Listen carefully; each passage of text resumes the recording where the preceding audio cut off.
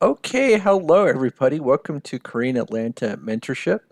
In this video, we're going to review why we should not commit bank fraud. Sounds crazy, doesn't it? And I don't know if you ever watched the movie Office Space, but the main plot of the movie is about how they're going to commit bank fraud and then they get a little bit paranoid. And I don't know if you remember this scene. Again, this is from the late 90s, so it's really old now, although to me it was yesterday. They get scared that, if they commit bank fraud, they're going to go to federal pound me in the A prison, right? They're not just going to go to federal prison. They're going to go to a federal pound me in the A prison. So if you want to look that up on YouTube, there's certainly clips on that online. Now, why do I say this? It's because once in a while, I'll get emails about how do you do this and that, or how they like the channel. And here's the other thing: I don't care for fan mail too much, right? Because every time I open up fan mail, it's always a lot of blah blah blah blah blah, and I don't really read it. But the reason I don't really like get too excited is because there's always one part where it's like, "Can you do free work for me?" Number two, hey, can you help me do something illegal? And I'm just going to show you an example of that. So I got this email, excited to have found you. Oh my goodness. And most of it seems innocuous, and I kind of shortened it because it was kind of long. I just learned about Velocity Banking a few days ago. Again, this seems like pretty innocuous until you get to the highlighted part, right? Any advice how to get a HELOC without sufficient proof of income?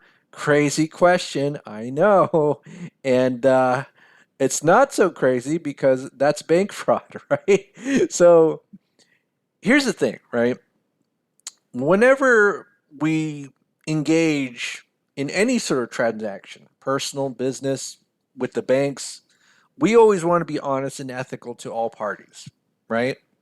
And if we don't and we try to hide our intentions, right, and deceive others, such as, trying to get a HELOC without sufficient proof of income, that's bank fraud, right? We're actually defrauding others, and we may go to federal pound me in the A prison.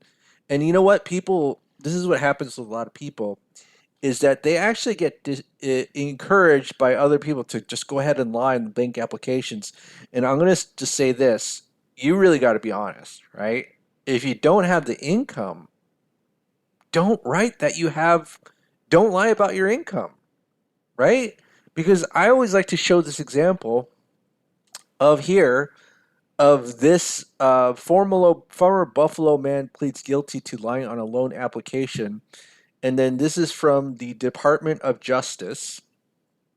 And so it says Hassan Musa Fairs, 30, formerly of Buffalo, New York, pleaded guilty before Judge Lawrence Villardo for making a false statement to a financial institution which carries a maximum penalty of 30 years in prison and $1 million fine. Wow. So basically, this guy submitted an online application to Discover Bank for a personal loan. He said his income was 60,000. As a result, Discover Bank approved the application and funded a $20,000 loan. Guys, this is why I say don't ever lie.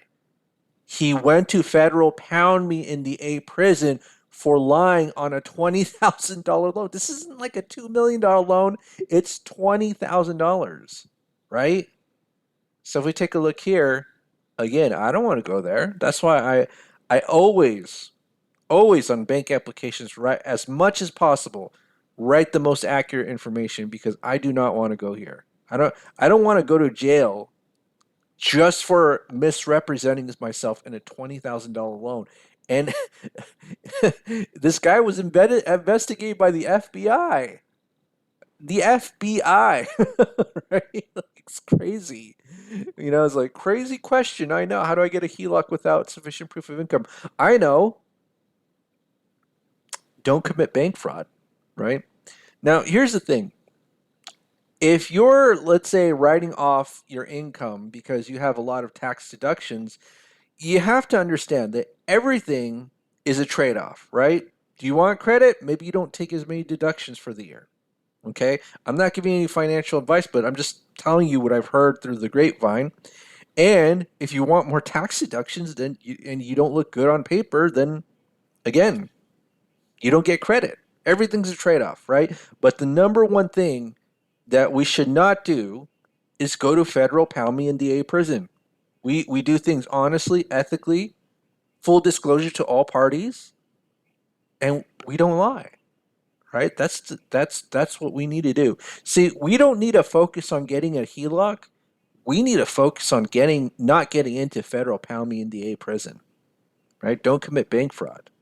And don't ask for advice on how to commit bank fraud. Folks, this is why I don't really care for fan letters, because there's always some like 40 lines of, oh, this is so great, and then one line of, oh, help me do something illegal or do free work for me or something like that. And it just makes me tune out. That's why I close to Google Form. All right. Well, this is Currying Atlanta mentorship. So eventually I will open up the Google form, but I got to make it clear of what the values of this channel are. I don't want anybody to go to federal pound me in the prison. So don't ask for advice about how to commit bank fraud, even though you try to act like, oh my goodness, like this is a crazy question. Who would ever do that? Well, I'll tell you who would do that. Some guy who went to jail for $20,000 or lying on a $20,000 personal loan. Oh, geez. All right. Okay. Well, that's it, everybody. Have a great day, and we'll speak next time.